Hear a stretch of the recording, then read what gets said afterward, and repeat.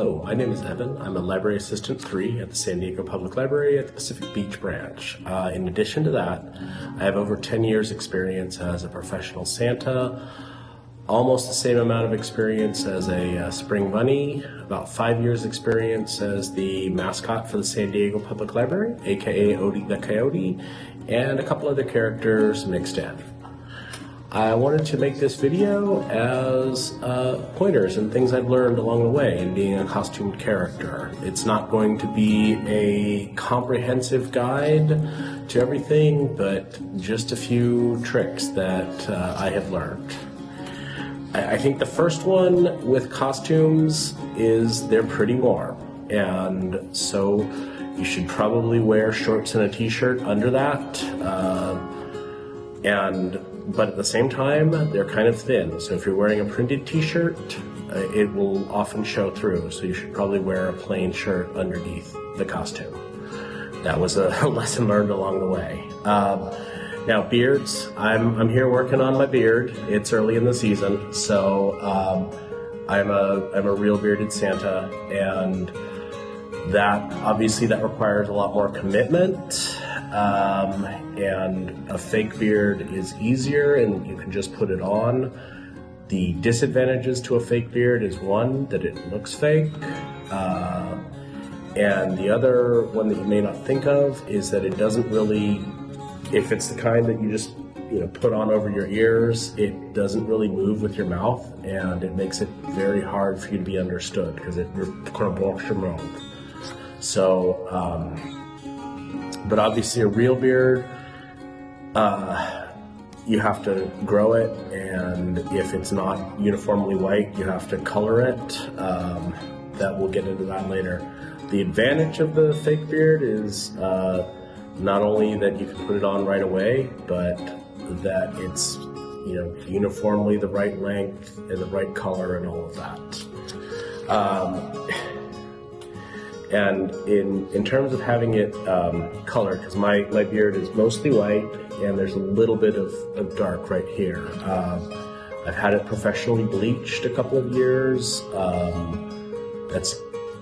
That seems like a good way to go, but one of the problems with that is that it's expensive. It's actually kind of painful, and it doesn't really last that long. The beard fades out after a couple days. And the other option is there's a number of products you can find that you can brush into your beard. This is sort of a pain, and then you have to do it every single time. And you have to have a mirror and make sure you do it uniformly. And also in terms of the suit, I would recommend, if you have your own suit, find a dry cleaner that you like and go with them. That's pretty important. I had one a couple years ago who got the red from my suit into the white trim and made it pink, and that was not good. But you can't dry clean the suit between every gig if you're going to be busy. So you might want to get something to spray on it to get some of the funk out of it. And maybe some cedar hangers. One idea is if you get a mixture of vodka and water, a 50-50 mixture of that, and spray it on, that helps take out some of the funk. And I just wanted to talk about how kids react to costume characters, Santa in particular. There's different challenges with that. Santa can talk, and usually the Easter Bunny or Odie the Coyote cannot. So, plus if you're something like a bunny, you have a big head on you, and it makes you look even more monstrous, maybe, to the kids. And if you're dealing with really little kids and you're holding them, they may not even know the difference, and they just know someone's holding them. A little bit older and the kids freak out. That's a challenge, and you have to make sure not to drop the kids or let them squirm out. But the parents love those shots. They are challenging though. And if you get kids who are in high grade school, a little older, they're sort of in that I'm too cool for this mode, which we've all been there. And one of their things is they want to try to prove that you're not the real deal. If you're being a Santa, try to come up with a few answers to some of the most obvious questions, like where are the reindeer? A good one is they can only fly on Christmas Eve. They're back at the North Pole. Same with Mrs. Claus, unless you're working with the Mrs. Claus. How do you fly around the world? It's magic. Things like that. A little bit older, like high school kids, they might get into that area where they just want to get their, and adults, they want to get their picture taken with you just to be ironic. That's perfectly fine. Just stay in character. Other kids are watching. Just even if they're saying something inappropriate, you just don't do that. And the absolute best part of the job, you'll get some kids that are just the right age, just the right stage in their life, that they will believe that you're the real thing. And this happens both with costume characters and with Santa. That is one of the best feelings you're ever going to have. That kind of makes it all worth it. Another little trick is sometimes they'll want you to, the event will want you to read. A couple things to keep in mind. It's Santa generally wears gloves, and costume character can't talk, so you can't really do much, but if you're wearing gloves, it's very hard to turn pages. So you may want to put little tabs in the book. You also might want to make yourself familiar with the book and know what's coming up, and know what's going to sell and what's not.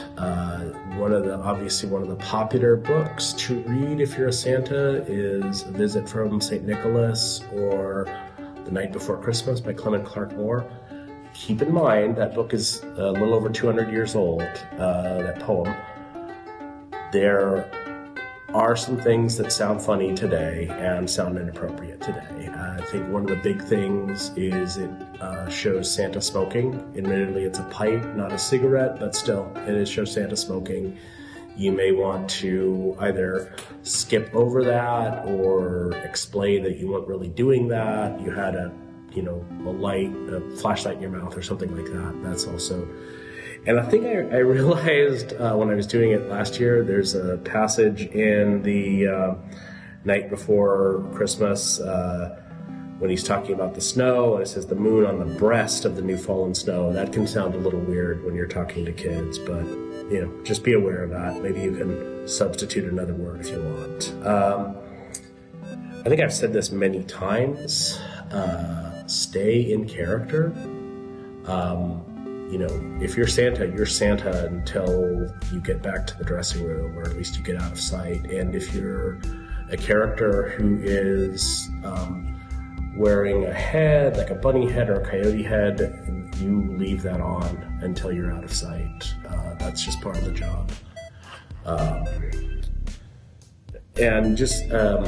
I know I've talked mostly about being Santa, but if you're wearing an animal costume or something that involves an artificial head or a helmet, it's very likely that's going to offer you very little visibility, and it will be both warm and claustrophobic. Again, that's kind of part of the deal. That's a reason you will need a handler to make sure you don't trip over anything, to make sure you can actually see the kids, and to also to go over your costume and make sure everything's in place, because once you're fully in the costume, it's a little hard to see that you've got the gloves on the right way, that you've got everything tucked in the way it should be. So that's very important. Also, since most of the animal costumes, you really can't talk even if you want to. It's a good idea to learn a few gestures and sign language, like thank you is good. The heart hands, thank you Taylor Swift. That's a good one. And if you want to do the I love you, you can. Another big thing that you will run into is that since a lot of the kids are scared, if you can talk to them, you can try talking in a soothing voice. If you can't, the best bet I've come up with is if you're playing a character, try covering your eyes and hiding yourself and acting like you're scared too, and that might reassure them. It's not a guarantee. That's part of the job. One very important point is because these are photos that are going to be, used by families. You need to keep your hands in sight. If the person is okay with you having your arm around them, have it up on their shoulder so they can see them, or down at your lap or somewhere, or making a gesture or something. But your hand should be in sight, or otherwise it's going to look like they're somewhere they're not supposed to be. And the most important thing I would say about being a costume character for a children's event, have fun, enjoy it. It's generally not something you get into for the money. It's a great way to relive your childhood and just embrace that. All right, thank you very much. I'm Evan with the San Diego Public Library.